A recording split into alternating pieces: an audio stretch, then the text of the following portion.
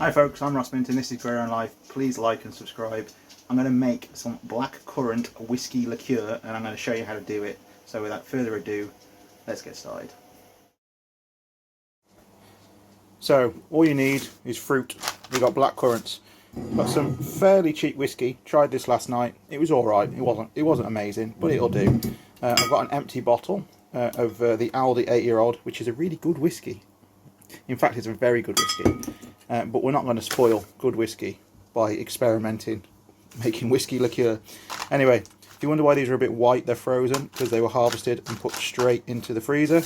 And we need a bit of sugar. And basically, as with the other recipes I do, you're just going to put fruit, sugar and alcohol together. You're going to leave it for a few months and you make a liqueur, and it's that simple. So what we've got to do, we've got to try and get these into here, and unfortunately the only way of doing it I can think of is like this. So I'm going to cut to a full bottle of black currants, because otherwise you're going to be here all day.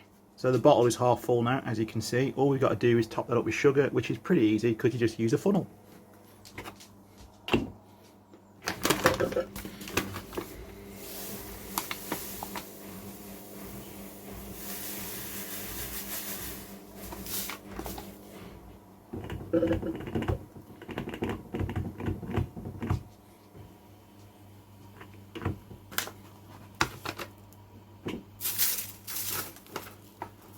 And now we add the whiskey.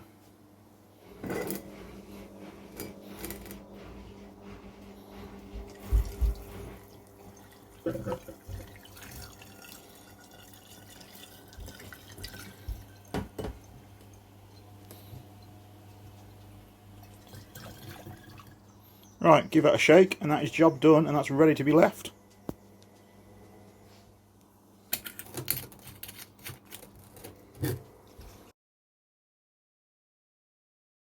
So we'll basically leave that now for a few months, and this will be ready in time for Christmas, and we should have a nice blackcurrant whiskey liqueur. And obviously before we serve it, we will strain it out through some muslin and into a nice bottle, or into the same bottle. Recycle, people. As I've said with all these liqueurs that I make, the fruit basically gets pickled in alcohol, so you can use the fruit afterwards. So when you strain all this out and you get bits of fruit, bits of mushiness, this, that and the other, you can actually use it again. You can cook with it or do whatever you want. You can make jam, put it in Christmas cake, anything, and whatever you use, it'll have this real punch of alcohol, which is quite nice on a Christmas cake, to be fair. Hi folks, I forgot to say, make sure every day you give your bottles a shake. As you can see, this is the vodka one. Actually no, it's not, this is the gin one. This has got gooseberries in it. Just a few gooseberries, because I don't want to overpower the flavour of the gin. But give it a shake and you'll see how the colour starts to come out and all the sugar has now dissolved. Every day keep doing that until all the sugar goes, and it goes before you know it, a couple of days.